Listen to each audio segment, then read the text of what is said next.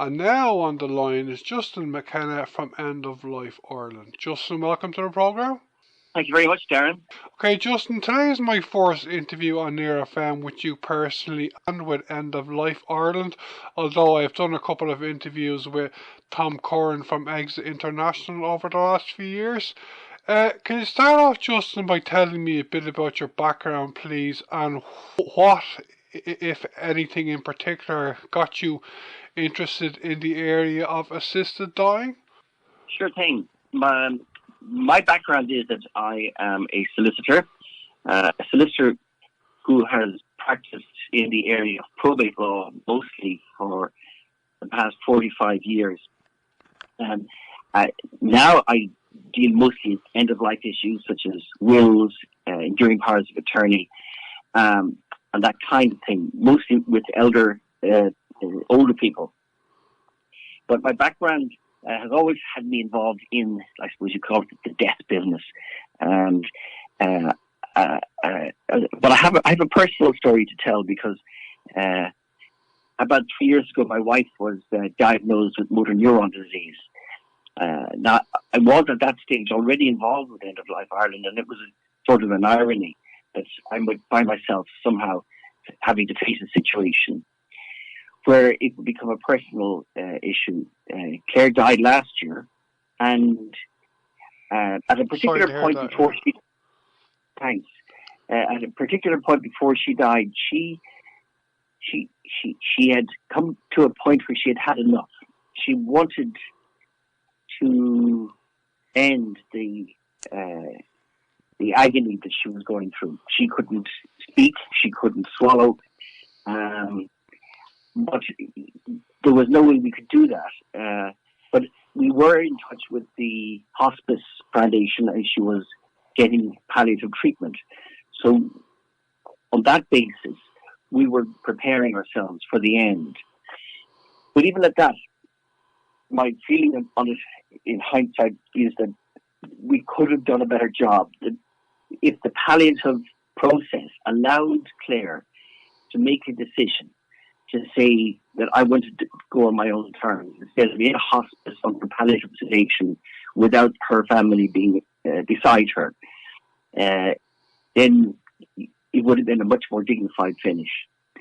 However, that being said, it really impressed upon me the need to change the law.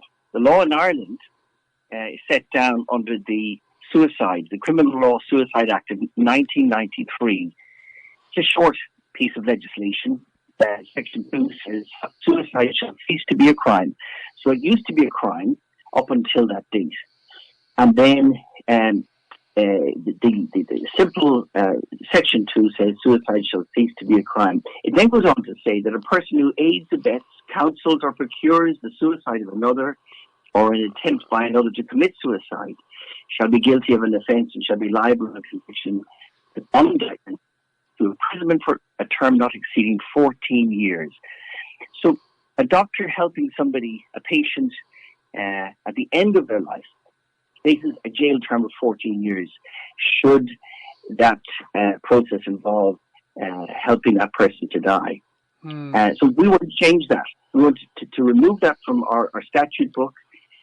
We want to enable patients who are arriving at the point when they're about to die to be able to choose how that death should occur. So that's where I come from. That's my background.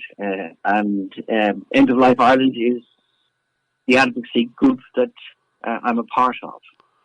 Okay. As I said, I interviewed Tom Curran from Exit International. Our last interview was nearly 2 years ago, and we talked in that interview about the Dying with Dignity bill, which was, I believe, started around that time, I think.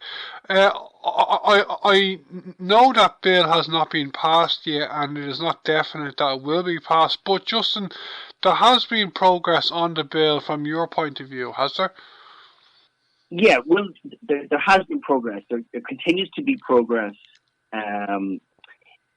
internationally, and in Ireland, although the bill was withdrawn, the Justice Committee that had considered it recommended to the government that a special committee be formed to look into how the law should be changed. And a special committee now, I understand, is about to be announced, hopefully before Christmas. Gino Kenny, who sponsored the original private members bill, I expect will be on that committee. And so will other members of the Oireachtas, including members of the Shannon and Dáil Éireann.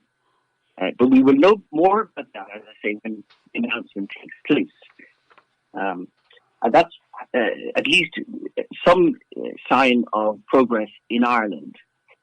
Internationally, I attended recently with Janie Lazar, our chairperson. Two of us from Ireland visited Toronto in Canada, where the World Federation of Right to Die Societies was holding its biennial conference. Now, this suggests that there is a global movement, and there is. There are societies in all the countries of the world who, like ourselves, have developed an agenda to introduce legislation that enables people to die with dignity, voluntarily, under certain conditions. And gradually, as time goes by, countries around the world are introducing these acts, most recently in Australia and New Zealand. New Zealand, in fact, held a referendum, and they voted 2-1 to change the law. In Australia, state by state, they have now introduced these laws. So progress is taking place, and we went to Toronto with the intention of focusing attention here in Ireland on the matter for the next upcoming conference, which will be in 2024, and we succeeded. So I'm happy to say now that the next World Federation Conference of Right to Die Societies will be held in Dublin in September of 2024. That's great news, yeah. Okay, I agree with you what you're doing in End of Life Ireland. Like a lot of the interviews I do on Near FM and Radio and Liff are kind of social justice issues, and the main reason I don't get more involved in a lot of the campaigns I support is that I haven't got a lot of patience for the kind of mundane kind of goings on of processes like this. So you must need a lot of patience, I imagine, to have to deal with the Oireachtas committee discussing this issue, because it's dragged on for a few years now, hasn't it? Oh yes. Well, you mentioned Tom Curran's name. Tom's partner, Mary Fleming, had multiple sclerosis and was dying. She brought a case that was taken all the way to the Supreme Court in 2013, and her gallant efforts failed.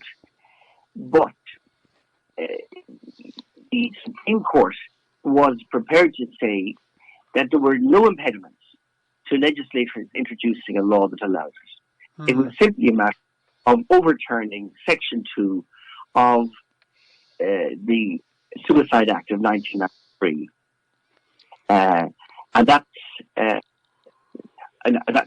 therefore meant that and Tom's crusade began then.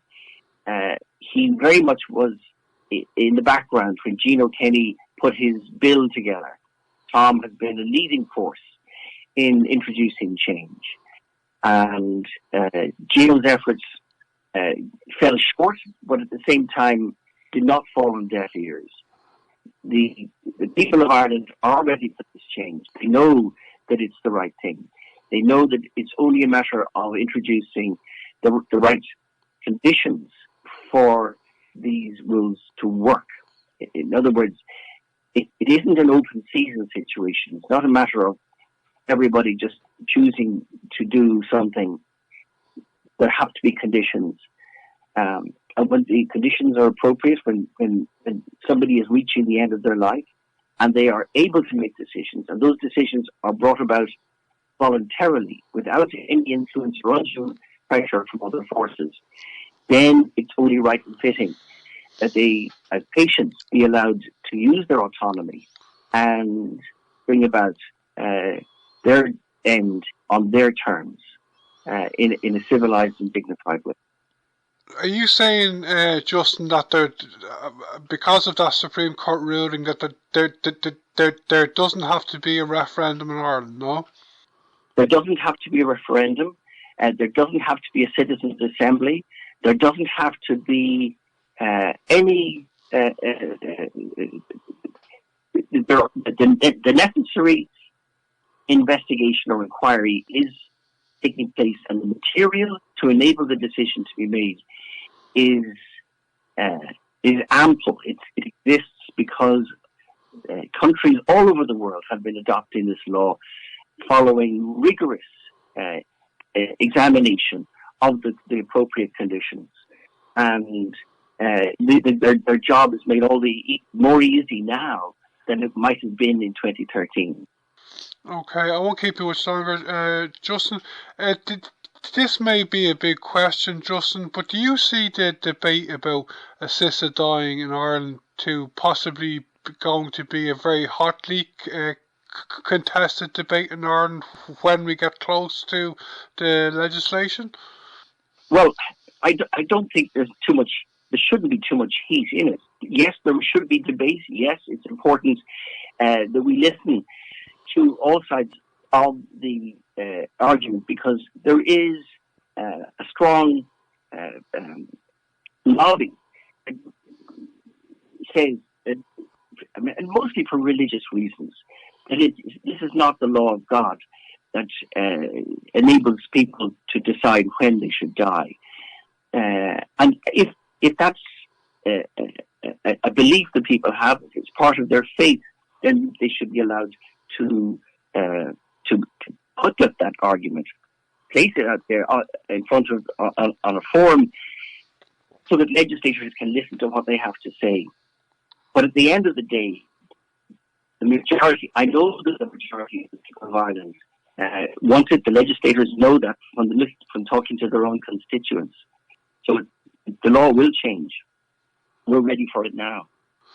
Okay, Justin, to come towards the end of our interview today, can you give me and our listeners on AirFM a bit of a timeline, please, of what to expect with this legislation in the new year? Well, the special committee, once it's formed, will have to sit, and I expect they will take on board as many arguments, and they will touch base with as many people as they can who have expressed or shown interest in this subject. So it will be sometime next year, possibly. Would it be before the summer recess? I would hope before the summer recess they would be in a position to report.